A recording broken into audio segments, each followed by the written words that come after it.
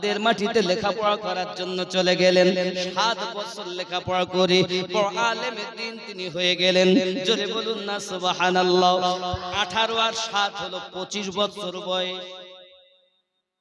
কত? 25। কার? গাউস পাক। আব্বাজি আমার সোনা মানিকেরা, গাউসে পাকের বড় কারামাত। গাউসে পাকের 49 জন সন্তান, 27টা পুত্র, বাকি সব কন্যা। কটা সন্তান বললাম? 49টা সন্তান, 27 জন পুত্র, বাকি সব কন্যা। বড় ছেলের নাম হযরত সাইফুদ্দিন।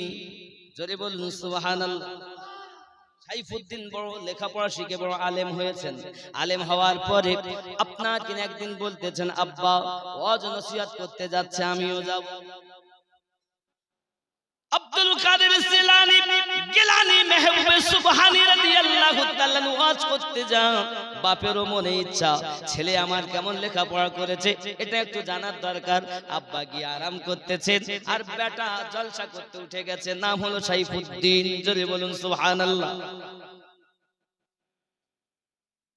আব্বাজি আমার সাইফুদ্দিন ওয়াহাব, ওনার নাম হলো সাইফুদ্দিন ওয়াহাব। এমন সময়তে উনি আপনার ওয়াজ করতে লেগেছেন। কোরআন হাদিস থেকে খুব চুনে চুনে ওয়াজ করতেছেন। দীর্ঘক্ষণ ওয়াজ করছেন। ওয়াজ শুনলেন সবাই, আসর হয় না, তাসির হয় না। তাসির যখন না হয়, অনেকক্ষণ পর উনি বার হয়ে এলেন। আসার পরে স্টেজে উঠেছেন। স্টেজে ওঠার পরে উনি আপনার কিনা সালাম দিয়ে ওয়াজ শুরু করেছেন। কিচ্ছু নয়, একটি কথা, বাবারা তোমার পিরাম্মা রোজা রেখেছিল। গাউসে পাকের ওয়াজ। তোমার পিরাম্মা রোজা ছিল, একটা মাচা ছিল, মানে এরকম ঝুলিয়ে রাখে দরজায় ঘরের ভিতরে। ওটাকে কি বলেন আপনারা? যেমন মাটির পাত্রে জিনিস দিয়ে ছিকে বলে অনেকে, ছিকে। আপনারা কি বলেন? ছিকে বলে তো নাকি? ছিকে। তো ছিকেতে টাঙিয়ে রাখতে অনেক সময় দেখা যায় দেওয়ালের কানায়, ঘরের মধ্যে টানিয়ে রাখতে। বাবা ওই ছিকে মাটির পাত্র কিছু ডিম রাখা ছিল। তো বিড়াল এসেছে আর বিড়ালে ফেলে দিয়েছে, সব মাটিতে ভেঙে মাটিতে মিশে গেছে। এ কথা যেই বলেছেন আর মেহফিলের মধ্যে কান্না রোল, লোক কেঁদে যারে জার হয়ে যাচ্ছে, মাটিতে পড়ে সব গড়াগড়ি খাচ্ছে এই কথা শুনে। ছেলে সাইফুদ্দিন বলছে, কি ওয়াজ করলো আর কি হইলো কিছুই তো বুঝতে পারলাম না। কথা বুঝতে পেরেছেন? আব্বাজি আমার এখন বেটা জিজ্ঞাসা করছে, আব্বা কি হয়েছে? কিছু তো বললেন না, না কোরআনের কথা না হাদিসের কথা।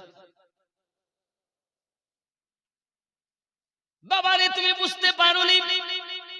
গাউসে আজম বলছে, বাবারে তুমি যে ওয়াজ করেছো কোরআন হাদিস থেকে, ও বাবা তুমি কোরআন হাদিস থেকে ওয়াজ করেছো। বাবা একটা উদাহরণ দেই। ডাক্তারের কাছে গেছে, আগে তো ডাক্তার দাগ টানা ওষুধ দিত, বোতলের গায়ে কাঁচের বোতলে দাগ টেনে দিত। 1 দাগ 2 দাগ খাবে, 3 দাগ এইভাবে দাগ দিয়ে দিত, নাকি বলেন? দাগ টানা ওষুধ দিত না? এখন কিন্তু দাগ টানা চলে গেছে, ট্যাবলেট বেশিরভাগ উন্নত। তা আগে দাগ টানা 1 দাগ খাবে, ডাক্তার বলেছে চুন দিয়ে দাগ টেনে দিয়েছে কাঁচের বোতলে। 1 দাগ 2 দাগ খাবে, এইভাবে দাগ 3 দাগ হয়ে গেলে এটা শেষ, আবার খাবে। ওষুধ খেয়েছে, 1 সপ্তাহ পার হয়ে গেছে, রোগ সারে কি আর বেড়ে গেছে। 1 সপ্তাহ পর আবার ডাক্তারের কাছে এসেছে, ডাক্তার বাবু কি হয়েছে? আমার রোগ তো মোটে সারল না। রোগ সারেনি? খেয়েছো? হ্যাঁ দাগ সব খেয়ে নিয়েছি। কই দেখি বোতল? তা বোতল দেখতেছে, বোতলে দাগ তো নাই কিন্তু ওষুধ ভর্তি। বোতলে ভিতরে সব ওষুধ আছে, দাগগুলো আর নাই। ও মনে করে দাগই খাইনি, ও দাগগুলো খেয়েছে। তুই করলে ডাকি দাগ খেয়ে। গাউসে আজম বলছিল, বাবা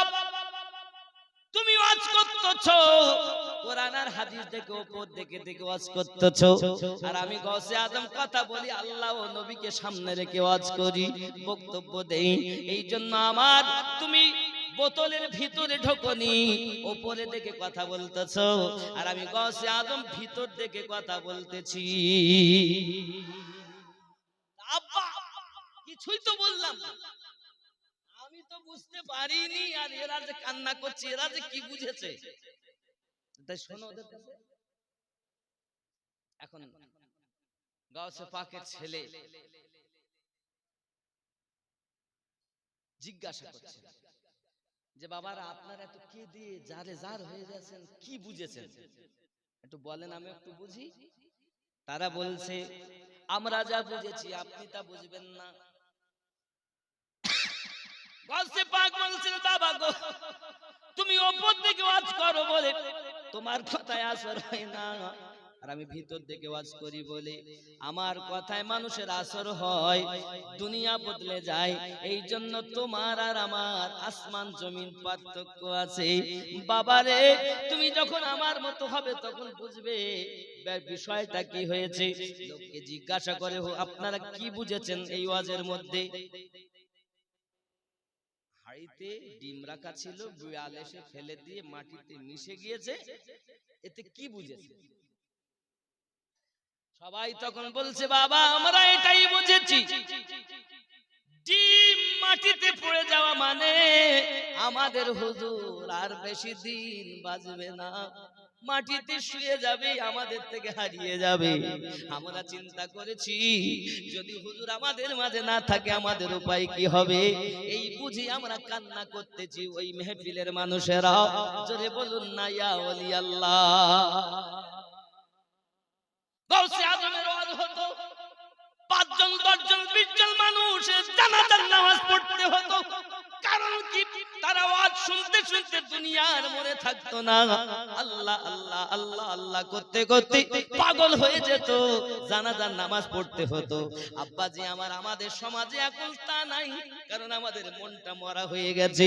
আল্লাহর ওলিরা দিল থেকে কথা বলতেন, আর আমরা আলেম সমাজ উপর থেকে দেখে কথা বলি। তাও আবার যদি বেশি কথা বলে ফেলি হয় তার আমাকে ডাকবে না। সুদের কথা বলা যাবে না, মদের কথা বলা যাবে না, মিথ্যার কথা বলা যাবে না, তালে তাল মিলিয়ে চলে আসতে হবে, নইলে আমার দাওয়াত হবে না। ঠিক না বন্ধুরে আমার, সোনা মানিক আমার গাউসে পাক রাদিয়াল্লাহু তাআলা নু দুনিয়ার জমিনে এমন বড় ওলি, উনি ওয়াজ করতেছেন, ওয়াজ করতে করতে বাবা পৃথিবীর জমিনে এমন অবস্থা দেখা যায় ওনার আর একটি ছেলে, তিনি আপনার কিনা ওয়াজ শুনতেছেন, আব্বার ওয়াজ শুনতে শুনতে গাউসে পাক বলছেন এই মেহফিলে শুধু আপনারা নয়, আমাদের সঙ্গে আল্লাহর অনেক জিন এই মেহফিলে উপস্থিত হয়েছে। তোমরা জানো না, বেটা জিজ্ঞাসা করছে আব্বা জিন কোথায়, বলে উপর দিকে নজর করো, দেখে হাজার হাজার জিন, তারা হুজুরের ওয়াজ শুনে আর মৃত্যুবরণ করে। বাবাজি গাউসে পাকের শুধু মুরিদ মানুষ ছিল না, লাখো লাখো জিন পর্যন্ত হুজুরের মুরিদ ছিল। যে কোনো মুহূর্তে যেখান থেকে তার ভক্তরা ডাক দিয়েছে আমার গাউসে পাক হাজির হয়ে গেছে। তিনি হলেন গাউসে আজম। এজন্য আমরা গজলে বলি ওলি দিগের রাজা মহারাজ নওমদের সালাম খানি আব্দুল কাদের, একটু মোহাব্বতে আব্দুল কাদের নি ওলি দিগের রাজা মহারাজ নওমদের সালাম আব্দুল কাদের যে নি কৃপা করে রাখো মোদের লাজ, ও গো কুতুবে রাব্বানি আব্দুল কাদের। মুসিবতে পড়ে মোরা ডাকি তোমায় হে দাস্তাগীর,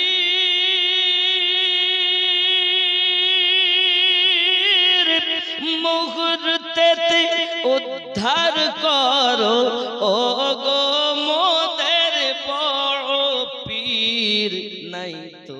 তুলনা বিশ্ব মাঝে তুমি প্রাণে পীরলা শানি আব্দুল জেলানি অলি দিগের রাজা নৌমদের সালাম খানি আব্দুল রসুল পাকের তুমি পিয়ারা মাওলা আলীর নয়ন তারা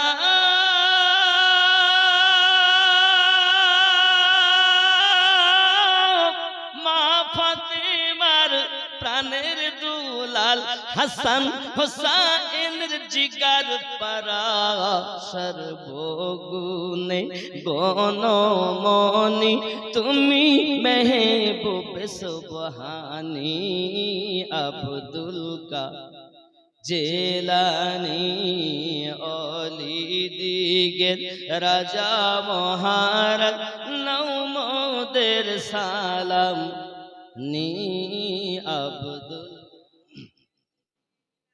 জোরে বলুন না ইয়া রাসূলুল্লাহ। আব্বাসি আমার সোনা মানিকেরাও, আমার গৌসে আজম এত বড় আল্লাহর ওলি বাবা, ওনার একটা ভক্ত মুরিদ, তার নাম হলো আব্দুল্লাহ। আব্দুল্লাহ ওনার একটা ভালো মুরিদ, খুব ভক্ত মুরিদ। এখন মনে মনে চিন্তা করলেন, আমি একটা আমার ভক্ত মুরিদের বাড়িতে যাব। আমার গৌসে আজম বাড়ি থেকে বার হলেন, দরবার থেকে বার হয়ে গুটি গুটি পাই আব্দুল্লাহর বাড়িতে রওনা দিয়েছেন। দরজার সম্মুখে যাইয়া দেখে বাড়িতে বাবা আব্দুল্লাহ নাই, দরজাটা বন্ধ। এমন সময় পাশে গিয়ে জানতে পারলেন আব্দুল্লাহ বাড়িতে নেই। আব্দুল্লাহর বেটাকে বিয়ে দেওয়ার জন্য চলে গেছে নিয়ে সঙ্গে। গাউসে পাক ওখান থেকে ফিরে এলেন। বাড়িতে আসার পর আপনার বাড়িতে আছেন, এখন বেটা বিয়ে দিয়ে আব্দুল্লাহ যখন বাড়ি চলে এসেছে, বাবা বাড়িতে আসার পরেতেই আপনার মানুষের মুখে শুনতেছে গাউসে আজম এসেছিলেন আমার বাড়ি। এমন সময়তে উনি করলেন কি, মুরিদ ভক্ত পীরের মোহাব্বতে আপনার ছুটে চলেছেন। গাউসে আজমের কাছে যখন গেছেন, গিয়ে বলতেছেন, হুজুর আপনি আমার বাড়িতে কেন গিয়েছিলেন? হুজুর আপনি আমার কাছে কেন গিয়েছিলেন? সঙ্গে সঙ্গে বলছে, বাবা আব্দুল্লাহ, আমি যখন তোমার বাড়িতে যাই তখন আমার বড় ক্ষুধা পেয়েছিল। আমার ক্ষুধা পেয়েছিল বলে তোমার বাড়িতে গিয়েছিলাম। শুধু আমার ক্ষুধা পাইনি, আমি সঙ্গে যে বাঘটা নিয়ে গিয়েছিলাম, এই বাঘেরও বড় ক্ষুধা পেয়েছিল, তাই তোমার বাড়িতে আমরা গিয়েছিলাম। হুজুর আমাকে মাফ করুন, আমি ছেলের বিয়ে দিতে গিয়েছিলাম, বিয়ে দিয়ে বাড়ি নিয়ে এসেছি, বৌমা বাড়ি নিয়ে এসেছি। হুজুর আমার গৌসে আজম বলেন, আমি নাই তো তোমাকে মাফ করে দিলাম, তবে আমার বাঘটাকে তুমি কিভাবে মানাবে বলো? আমি নাই তো মাফ করি, আমার বাঘ তোমাকে কিভাবে ক্ষমা করবে? দেখো হুজুর, তাহলে বাঘ কি চায়? বলছে, বাঘ তোমার ছেলেকে খেতে চায়। বাঘ তোমার ছেলেকে খেতে চায়, সে তো ক্ষুধার্ত। আব্দুল্লাহ দেরি করলেন না। ভক্ত মুরিদ যারা হয় পিছনে চিন্তা করে না, পীরের কথা হলো শিরোধার্য। এখন ভক্ত আব্দুল্লাহ ছুটেছে, আর বাড়িতে বৌমা রেখে বিয়ে দেওয়া ছেলে সঙ্গে করে নিয়ে গাউসে আজমের দরবারে পৌঁছে গেছে। হুজুর এই যে আমার ছেলে আমি নিয়ে এসেছি, কারণ পীরের প্রতি মুরিদের ভক্ত মোহাব্বত হবে কেমন? এমন মোহাব্বত হবে জীবন সঁপে দিয়েছেন যেখানে, এই পীর আপনার হাসরের দিনে শাফায়াতকারী হবে। জোরে বলেন। অনেকে বলে পীরে আবার বাঁচায়, শয়তানওয়ালা পীরে বাঁচাবে না, আল্লাহর ওলি যারা তারা বাঁচাবে। আল্লাহর ওলি বাঁচাবে। যদি বলেন হুজুর কোথায় আছে? কোরআনুল মাজিদ সূরা বনী ইসরাঈল আয়াত নাম্বার 71। কত নাম্বার আয়াত বললাম? 71 নাম্বার আয়াত। আপনি খুঁজে দেখুন, আল্লাহ পাক বলছেন, বিসমিল্লাহির রহমানির রহিম, ইয়াউমা নাদু কুল্লা উনাসিম বিইমামিহিম। স্মরণ করো ওই দিনের কথা যেদিন আল্লাহ পাক প্রত্যেক কওমকে তার ইমামের সঙ্গে ডাক দেবেন। এখন ইমাম কারা হবে? হে বাবা, পথ প্রদর্শক যে হবে সে হবে আপনার ইমাম। কোরআনুল মাজিদ সূরা আল কাহাফ আয়াত নাম্বার 17। আল্লাহ পাক বলেন, বিসমিল্লাহির রহমানির রহিম, মাইয়াহদিল্লাহু الله فهو المهتدي ومن يضلل فلن تجد له وليا মুর্শিদা। আমি আল্লাহ যাদের হেদায়েত দান করি তারা হেদায়েত প্রাপ্ত হয়, আমি আল্লাহ যাদের পথভ্রষ্ট করি পথ প্রদর্শক হিসাবে একজন মুর্শিদ পাবে না। তাহলে মুর্শিদ পেয়েছে যারা, আল্লাহর ওলি পেয়েছে যারা, আল্লাহর কোরআন মোতাবিক হেদায়েত প্রাপ্ত হলো তারা। দুনিয়া জমিনে যারা আউলিয়া পায়নি, মুর্শিদ পাইনি, আল্লাহর কোরআন অনুযায়ী তারা হেদায়েত পাইনি। হে বাবা, অনেকেই বলে এখন পীর ধরতে হবে না, মুর্শিদ ধরতে হবে না। এখন যার কথাতে আপনি জীবন পরিচালনা করেছেন, যার কথাতে আপনি ওজিফা করতেছেন, যার কথাতে আপনি মুরাকাবা মুশাহিদা করতেছেন, যার কথাতে আপনি নামাজ পড়তেছেন, নামাজ পড়েন তো নাকি? কেমন নামাজ পড়েন? ধোঁকা দেওয়া, দাড়ি টুপি হাব্বা জুব্বা সবই তোমার সাদা, মনের মধ্যে থাকলে তোমার তিল পরিমাণ কাদা। নামাজ হইল না রে তোর, নামাজের নিলি না খবর। আর কি? মসজিদেতে আজান দিলে সবার আগে যাও, মসজিদেতে আজান দিলে সবার আগে যাও, মসজিদ থেকে বার হয়ে সুদের টাকা খাও। নামাজ হইল না রে তোর, নামাজের নিলি না খবর। আছে না বাবা? এরকম নামাজি মনে এখানে নেই। আরো খেয়াল করেন, এ নামাজ তুমি ইবাদত জানো, চুরি তোমার পেশা। নামাজ তুমি ইবাদত জানো, চুরি তোমার পেশা। ওই নামাজ তোমার কবুল হবে কেমনে করলে আশা। নামাজ হইল না রে তোর, নামাজের নিলি না খবর। এ নামাজের ভিতরে তোমায় মশায় কামড় দিলে, নামাজের ভিতরে তোমায় মশায় কামড় দিলে, মশা তুমি আগে মারো রুকু সেজদা ফেলে। নামাজ হইল না রে তোর, নামাজের নিলি না খবর। এরকম নামাজি আছে? আলহামদুলিল্লাহ, নামাজ চোর না নামাজি, লোক দেখাতে গেছে মসজিদে, দাড়ি সাদা হয়ে গেল, প্রকৃত নামাজি হতে পারেননি, খালি চুরি করেই যাচ্ছেন, নামাজ পড়তেছেন না। দেখেন, মৌলবীদের কাজ আলাদা আর আল্লাহর ওলিদের কাজ আলাদা। মৌলবীদের কাজ কি? জামা পাক করো, দেহ পাক করো, টুপি লাগাও, হাব্বা জুব্বা গায়ে দাও, এটা মৌলবীরা শিখায়, তাই আমরা শুনি, তারপরে আমরা কাজ করি নাকি? কিন্তু নামাজে গেলাম, মৌলবীরা বলে ভাই নামাজ পড়তে যাওয়া, নইলে আল্লাহ এই শাস্তি দেবে ওই শাস্তি দেবে, ভয়তে মসজিদে গেলাম। মসজিদে গিয়ে নামাজ পড়তে দাঁড়িয়েছি, এখন ব্যবসার কথা মনে উঠছে, যে কর্ম করি কর্মের কথা মনে উঠছে। কেউ কাউকে ভালোবাসে মনে করেন, ইয়ং ছেলে তো মসজিদে গেছে, এখন কোন মেয়ে কেউ ভালোবাসে, ওর কথাটাই শয়তান তুলে ধরেছে। ওটা দেখ আল্লাহ আল্লাহ কি করছি, আলহামদুলিল্লাহ রাব্বিল আলামিন, আবার অন্যদিকে খেয়াল।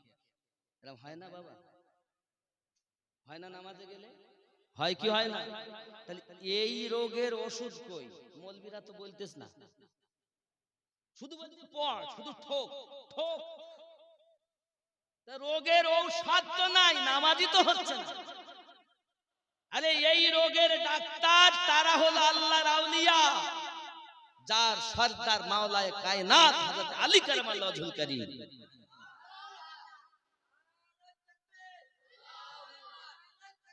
আল্লাহু আকবার, ইয়া রাসূলুল্লাহ, ইয়া রাসূলুল্লাহ, ইয়া আলী, ইয়া আলী, ইয়া হুসাইন, ইয়া হুসাইন, ইয়া হাসান, ইয়া হাসান, ইয়া আব্বাস, ইয়া আব্বাস, ইয়া গাউস, ইয়া গাউস, ইয়া খাজা, ইয়া খাজা। আল্লাহু আকবার। খাজা আমাদের, খাজা আমাদের, গস আমাদের, নাকি বলেন? আপনি যান আজমিরে যাবেন, যাওয়ার পরে গেটে দেখবেন লেখা আছে 12 জন ইমামের নাম এখনো লেখা আছে আজমিরে।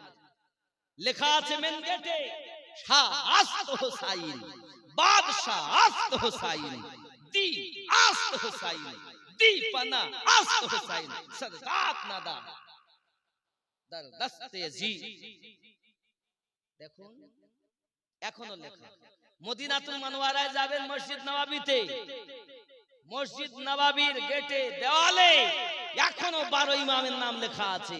মাওলা আলীর নাম লেখা, হযরতে হাসান পাকের নাম লেখা, হুসাইন পাকের নাম লেখা, জয়নুল আবেদিন পাকের নাম লেখা, ইমাম বাকার হুজুরের নাম লেখা, ইমাম জয়নুল আবেদিনের নাম লেখা, এক করে একদম ইমাম মেহেদী পর্যন্ত সব হুজুরদের নাম লেখা। জোরে বলেন। আপনি ইসলামটাকে তামাশা মনে করেছেন? ইসলাম আল্লাহর দেওয়া ধর্ম, প্রচারক নবী, আমার নবী পাক প্রচার করেছেন। ইসলামের আরেক নাম হযরতে আবু বকর। জোরে বলেন। ইসলামের আরেক নাম ফারুক আযম, ইসলামের আরেক নাম উসমান জিন নুরাইন। গোড়াতে যদি দেখেন ইসলামের আমার নবী যেমন প্রচার করেছেন, ইসলামের আরেক নাম হযরতে আলী, ইসলামের আরেক নাম হযরত ইমাম হাসান পাক, ইসলামের আরেক নাম হযরত ইমাম হুসাইন পাক। আপনি ভেবেছেন কি তাদেরকে বাদ দিয়ে আপনি ইসলাম হয়ে যাবে? বাড়ির থেকে বেরিয়ে পীরের দরবার পর্যন্ত পৌঁছালেন, আর কিছু দিচ্ছেন না, তার মানে কি? আপনি আপনার পীরকে অবশ্যই তাকবীর দেন, তাকে উঁচু রাখেন। আপনার নীতি হবে এটা সবার পীর ভালো, তার মধ্যে আমার পীর আমার কাছে আরো ভালো। আপনি আপনার পীরের করুন, কিন্তু আপনাকে যাচাই করা দরকার পীর আসল আলীওয়ালা বেলায়াতওয়ালা পীর না শয়তানওয়ালা বেলায়াতওয়ালা পীর। শয়তানের বেলায়াত যদি পায় শেষ। আর মাওলা আলীর বেলায়াত যেটা নবী থেকে আলীর কাছে, আর নবীর কাছে আল্লাহ থেকে। জোরে বলেন। যদি সেই বেলায়াত হয় অবশ্যই হাক্কানি ওলি। এই ওলি সম্পর্কে আল্লাহ পাক বলেন সূরা বনী ইসরাঈলের 71 নম্বর আয়াতে, ওই ওলির সঙ্গে হাসরের মাঠে উঠতে হবে। আল্লাহ ওই আউলিয়ার সঙ্গে ইমাম বলে ডাক দিয়েছেন। স্মরণ করো ওই দিনের কথা, যেদিন আল্লাহ পাক প্রত্যেক কওমকে তার ইমামের সঙ্গে ডাক দেবেন। ইমাম তিনি, দুনিয়ায় আপনার পথ প্রদর্শক যিনি, যার কথা শুনে, যার নীতি মোতাবিক আপনি দুনিয়ায় জীবন যাপন করেছেন। আব্বা আমার, আমি আপনাকে এটাই বুঝাতে চাচ্ছি, মুর্শিদ যারা পেয়েছে আল্লাহর কোরআন মোতাবিক হেদায়াত তারা পেয়েছে। আব্বাজি আমার সোনা মানিকেরা, গাউসে আদম বলেন আমি নাই তো মাফ করব, আমার বাঘ কিভাবে মানাবে তুমি দেখো। এখন আমার বাঘ তো তোমার ছেলের খেতে চায়, ছেলেকে নিয়ে হুজুরের দরবারে গেলেন। এখন বাঘ এক খাঁচার ভিতরে বন্দী করা আছে। হুজুর আপনি যদি বলেন আমার কোনো অসুবিধা নাই, আমি আমার বিয়ে দেওয়া ছেলে বৌমা রেখে চলে এসেছি, আমার বলে কিছু নাই, সব আপনার, আপনি যেটা চাবেন আমি দিতে রাজি। জোরে বলে। আর এখনকার মুরিদ কি সাহেব কথা বলিছে ঠিক বলিস তা ভুল বলি, এ মুরিদ না বলে এ হলো মুরগি, তা দেয়। বাবা যারা সঠিক পীর হয়, মুরগি যেমন ডিম নিয়ে বসলে 21 দিন 22 দিন পরে মুরগির বাচ্চা চিমচিম করে, আর পীরের তাওয়াজ্জুতে যদি মানুষ বসে, আল্লাহ ওয়ালা যারা, আল্লাহর ওলি যারা, তাদের সামনে বসলে মানুষ আল্লাহ আল্লাহ করে।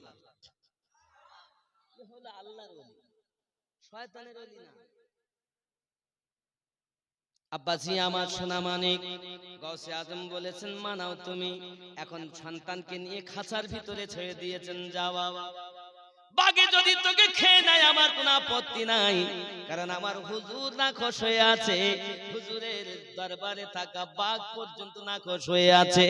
হুজুর আমার সব, হুজুরের দরবারে সবকে আমি ভালোবাসি। ছেলেকে যখন ভিতরে ঢুকিয়ে দিয়েছে, বাঘ এগিয়ে এসেছে, এসে তার পাশে বসে আছে, আর জবান দিয়ে বলতেছে আব্দুল্লাহ, যে আমার পীরের গোলাম, আমি বাঘ ও তার গোলাম।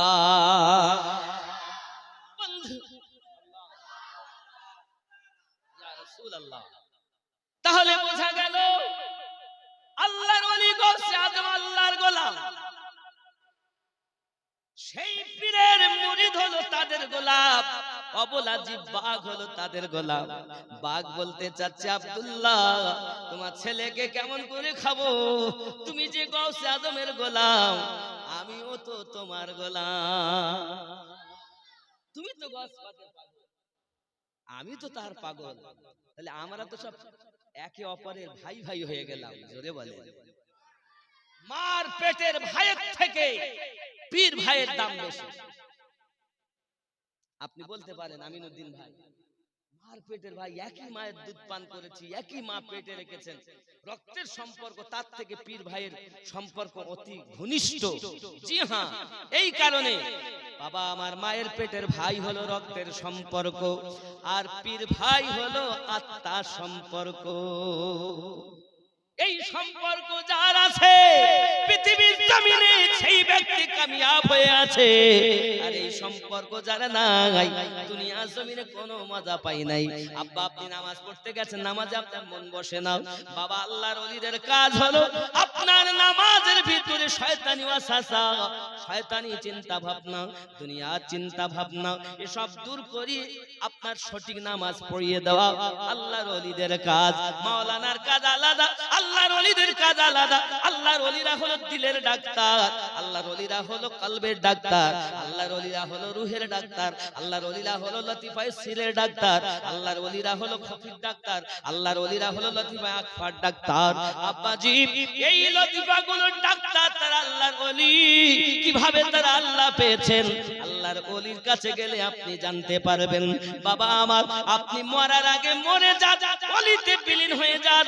আমার গাউসে আজমের পাওয়ার সম্পর্কে আপনাদের কি বলবো, আল্লাহর ওলি গাউসে পাক মুহূর্তের মধ্যে মাথা থেকে সে মাথা চলে যেতে পারে, এটা আল্লাহ পাক আমার গাউসে আজমকে শান দিয়েছেন। আরো জোরে বলুন না ইয়া ওলি আল্লাহ। আমি বলেছি মন ভক্তি ভরে মুর্শিদ ধরে ওগো কর সাধনা। সাধনা করতে যাচ্ছ, হচ্ছে তো তোমার নামাজ, নামাজ কেমন হবে? মাওলা আলীকে জিজ্ঞাসা করুন, হুজুর নামাজ কেমন পড়বো? মাওলা আলী বলতেছেন নামাজ এমন পড়ো, এই নামাজ তুমি যখন পড়বে তোমার নামাজের মধ্যে এমন হালাত হবে তুমি নিজেই টের পাবে। বাবা মাওলা আলীকে জিজ্ঞাসা করি, হুজুর আপনি কেমন নামাজ পড়েন? জিহাদের মাঠে চলে গেলেন, আলী রাদিয়াল্লাহু তাআলা নূর পায়ে আপনার তীর ঢুকে গেল। বাবা তীরটা যখন ঢুকে গেছে, তীর আর হাত দিতে দেয় না কাউকে, চিৎকার মেরে মেরে কাঁদে।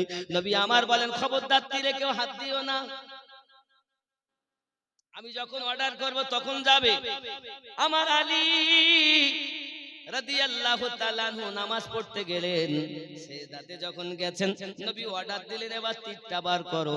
আলী নামাজে আছেন, তীরটা টেনে বার করা হয়, আলী টের পায় না, এর নাম হলো নামাজ। নামাজের ভিতরে আমায় মশায় কামড় দিলে, নামাজের ভিতরে তোমায় মশায় কামড় দিলে, মশা তুমি আগে মারো, রুকু সেজদা ফেলে নামাজ হইল না রে তোর, নামাজের নিলি না খবর। কথা কি ভুল বলতেছি? নামাজ কি এরকম হচ্ছে আমাদের সঠিক হচ্ছে তো? নামাজ যত চিন্তা নামাজে গেলে, সাধনা করো মুর্শিদকে ধরো। মন ভক্তি ভরে মুর্শিদ ধরে ওগো কর সাধনা, সঠিক পথে পাবে সন্তান, হেলা করো না। মন ভক্তি ভরে মুর্শিদ ধরে ওগো কর সাধনা। ফুলের মধ্যে মধু আসে, গোবরে কি তার টের পেয়েছে, কেবল মৌমাছি মধু চুনেছে, মধুপূর্ণ মৌচা খানা। মন ভক্তি ভরে মুর্শিদ ধরে কর সাধনা। আল্লাহুম্মা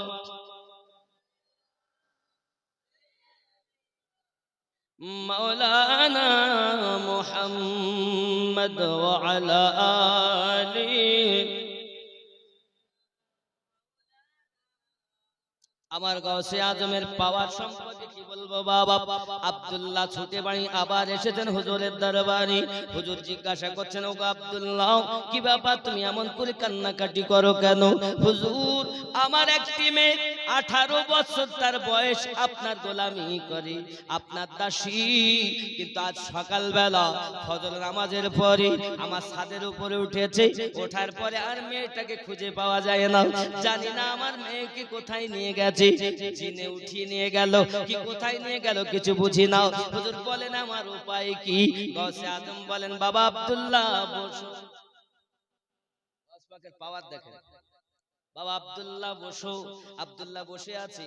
আব্দুল্লাহ বসে থাকার পরে আব্বাজি আমার, এমন সময় হুজুর গাউসে পাক বলতেছেন, ও বাবা আব্দুল্লাহ শোনো, তুমি এক কাজ করো। বলে, কি কাজ করবে? বলে, তুমি এক কাজ, পৃথিবীর জমিনে তোমার মেয়ে যেমন চলে গেছে পাও না, এখন তুমি বাড়ি যাও। বাড়ি যাওয়ার পরে কি বলছে দেখেন, আব্দুল্লাহ ने कहा मुझे हटाने वाले जिन्नात के हैवान, এখানে বলেছে দেখেন, जो गौस पाक का सच्चा मुरीद है उसने कुर्बानी देकर अपने पीर को माना लिया। अब्दुल्ला 18 साल की लड़की जो अपनी जवान बेटी, उसका मामला लेकर अब्दुल्ला गौस आजम की बरगाह में हाजिर हुआ। आंखों में आंसू बरसता है।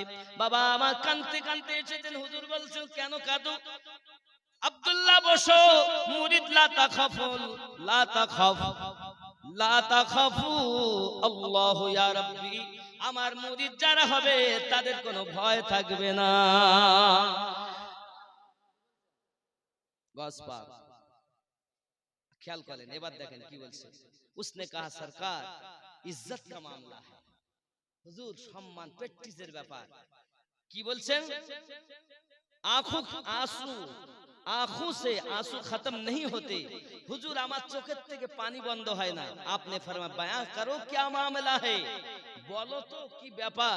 সঙ্গে সঙ্গে বলছে, उसने कहा हुजूर आपकी नौकरानी मेरी बेटी जो 18 साल की है, सुबह छत पर चढ़ी बाद में नहीं मिली। সকালবেলা ছাদে উঠেছে আর পাওয়া যাচ্ছে না। এখনকার সময় হলে বলতো, ও দেখ কোন ছেলের সঙ্গে পালাইয়েছে, বলতো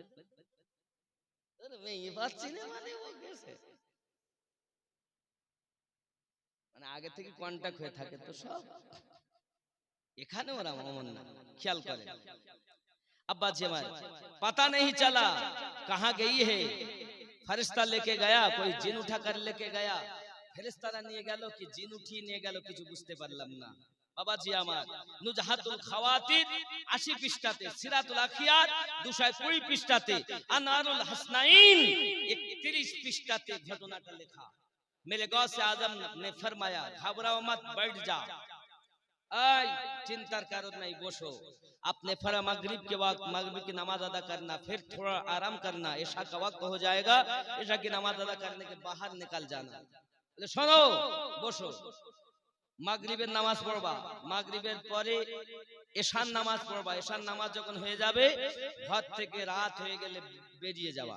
যাওয়ার পরে কি করবে?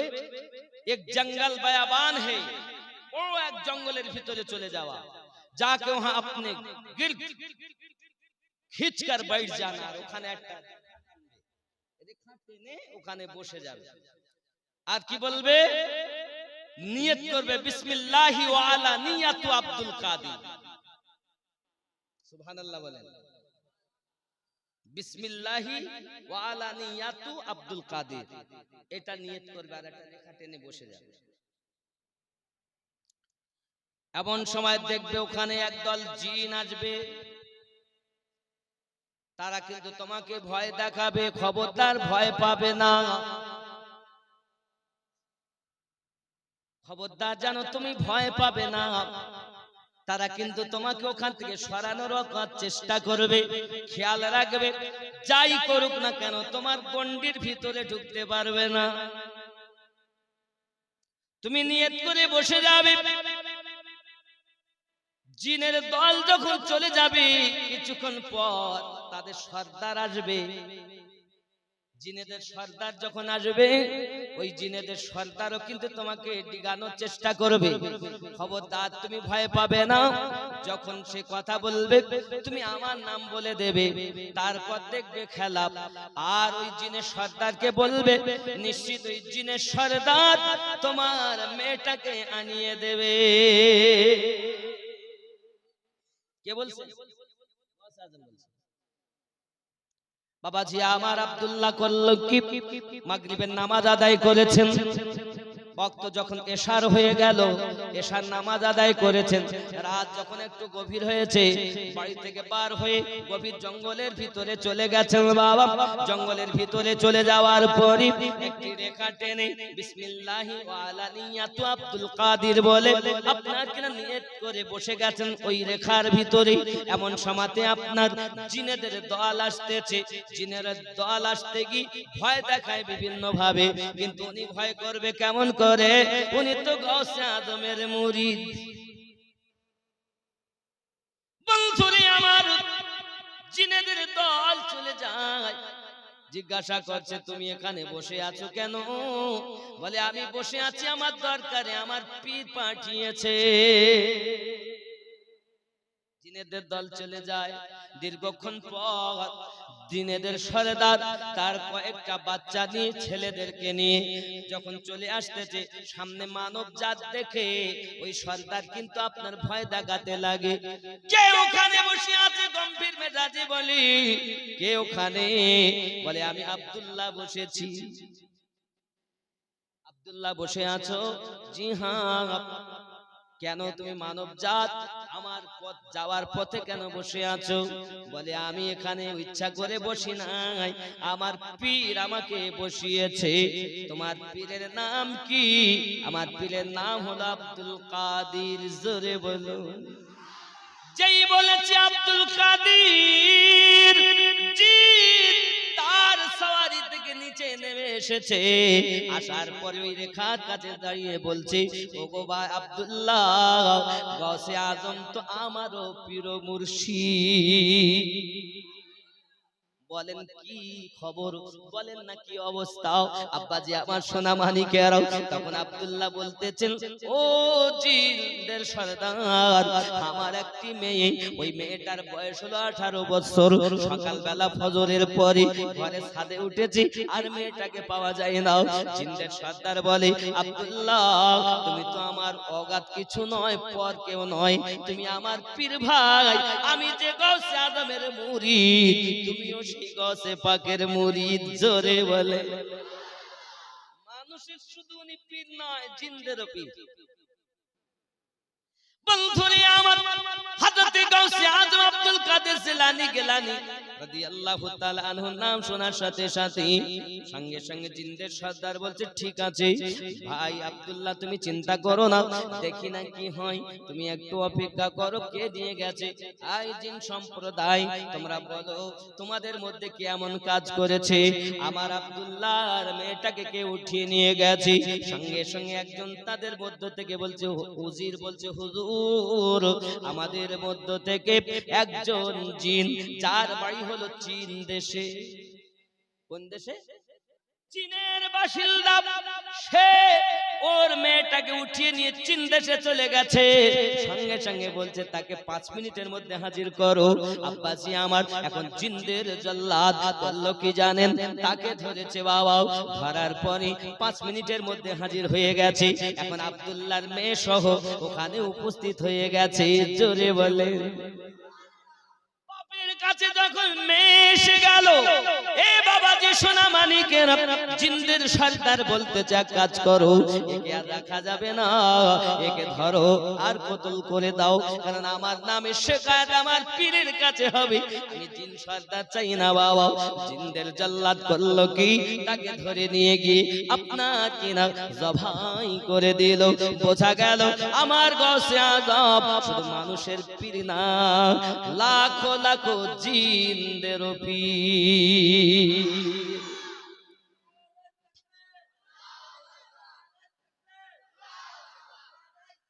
ইয়া রাসূলুল্লাহ, ইয়া রাসূলুল্লাহ, ইয়া আলী, ইয়া আলী।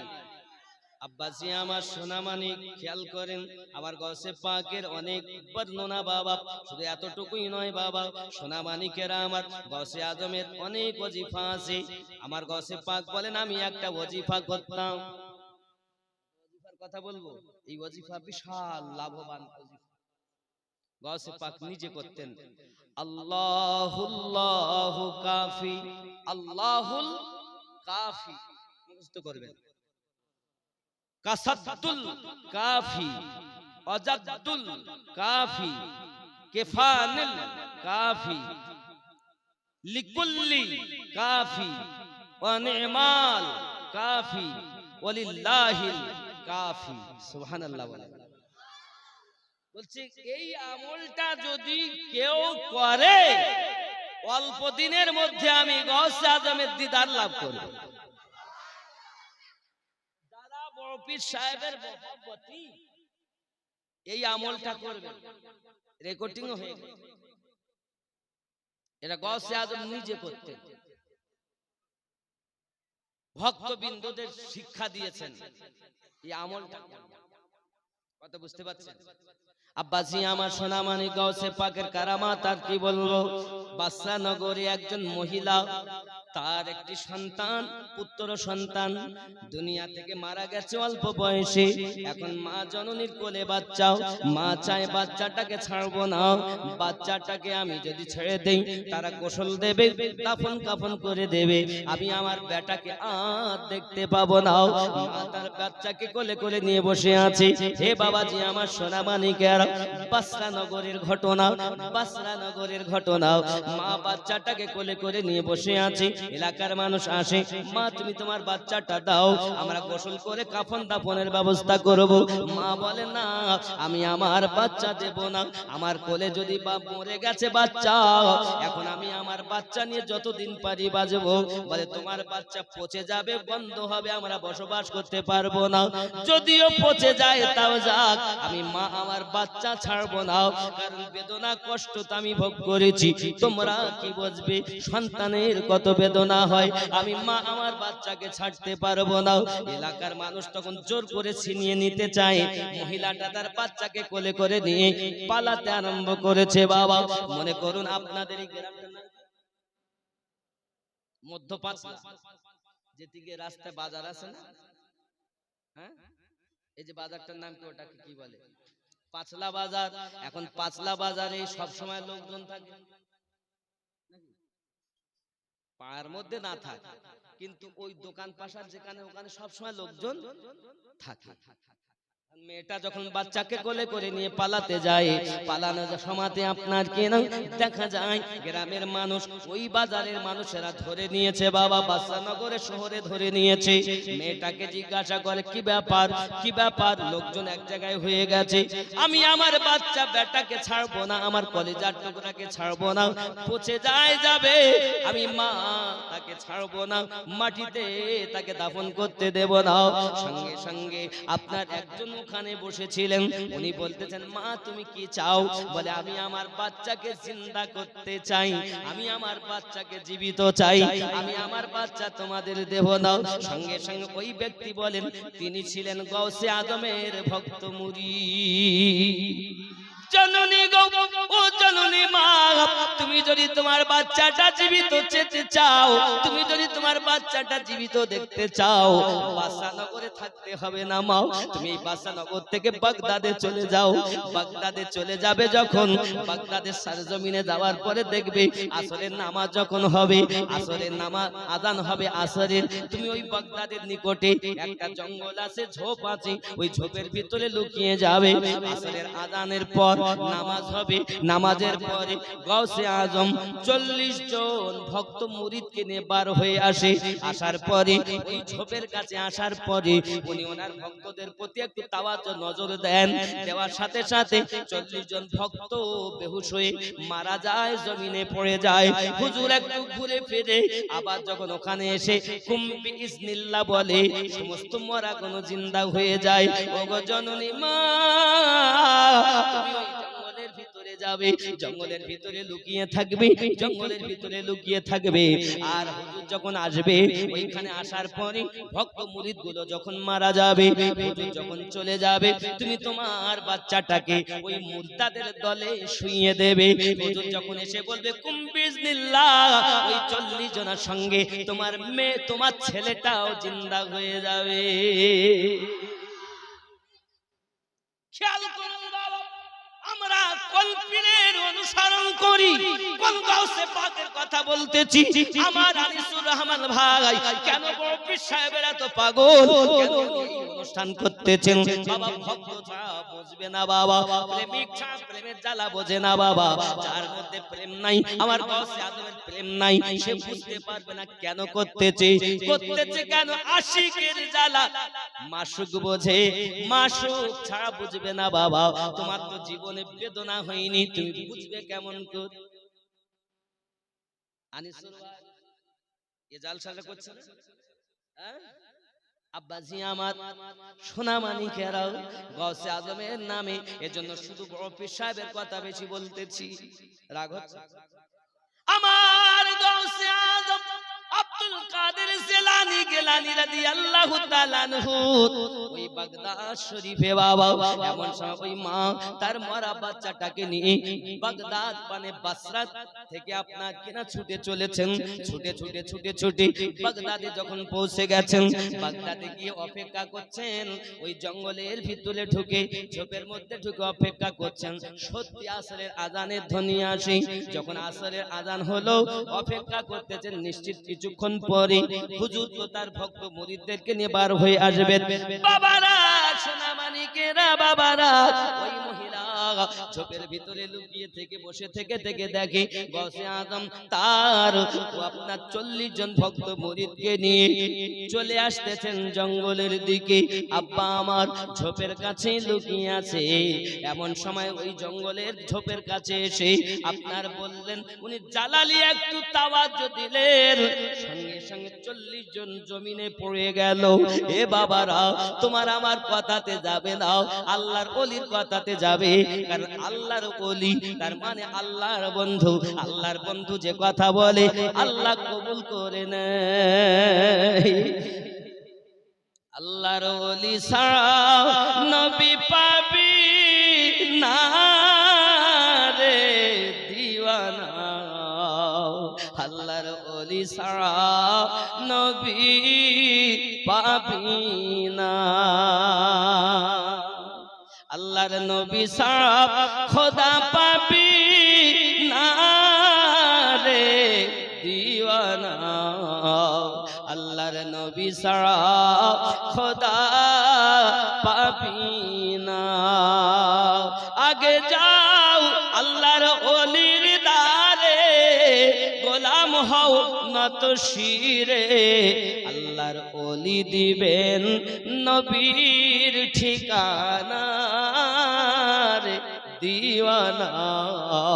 আল্লাহর ওলি ছাড়া নবী পাবি না। জোরে বলো। তাবারকে পাগল হয়ে গেল, তাবারকে পাগল। অসুবিধা নেই, অসুবিধা নেই, লিয়ে নেন, লিয়ে নেন, বলবো না ছেড়ে দেবো। দুনিয়া চায় খোদা কে রাজি, খোদা চায় নবী কে রাজি। দুনিয়া চায় আল্লাহ কে রাজি, আল্লাহ চায় নবী কে রাজি। এ ভেদে তত্ত্ব বোঝা যাবে না রে দিওয়ানা, আল্লাহর নবী ছাড়া খোদা পাবি না। আগে যাও আল্লাহর নবীর দারে, গোলাম হও নত শিরে, আল্লাহর নবী দিবেন খোদার ঠিকানা রে দিওয়ানা। আল্লাহর নবী ছাড়া খোদা পাবি না। জোরে বলো। বন্ধুরে আমার মহিলাটি ঝোপের ভিতরে লুকিয়ে হুজুর যখন বললেন, তাওয়াজ্জু দিলেন, সব 40 জনাই আপনার জমিনে পড়ে গেছে। হুজুর যখন আগিয়ে গেলেন, মা জননী ঝোপ থেকে বার হয়ে ওই মুর্দাদের সঙ্গে নিজের বাচ্চাটাকে শুইয়ে দিয়েছেন। আব্বা আমার মরা ছেলে বাসরা থেকে এসে বাগদাদের জঙ্গলে শুইয়ে দিয়েছে বাবা। হুজুর যখন নিজের কাজ সেরে ফিরে এসেছেন, এসে বলতেছেন, কুম বিইজনিল্লাহ, সমস্ত গোলাম সব উঠে জীবিত হয়ে যায়। জোরে বলুন। আলী হায়তামি বলে ওনার এক মুরিদ সঙ্গে হঠাৎ মহিলাটি দেখে তার বাচ্চা তো উঠলো না, বাচ্চা মরা। ভিতর থেকে ওই ঝোপের ভিতর থেকে বার হয়ে চিৎকার মেরে কেঁদে উঠেছেন, হায় আমার ফড়া কপাল, হায় আমার নসিব, কি হলো, আমি আমার বাচ্চাকে তো জীবিত পেলাম না। আলী হায়তামি বলছেন, হুজুর কে কাঁদছে? হুজুর জিজ্ঞাসা করছেন, আলী হায়তামি কে কাঁদে? হুজুর একজন তার বাচ্চা আমাদের এই মুর্দাদের সঙ্গে রেখে দিয়েছিল, সবাই উঠে গেছে, ওর বাচ্চাটা তো উঠিনি।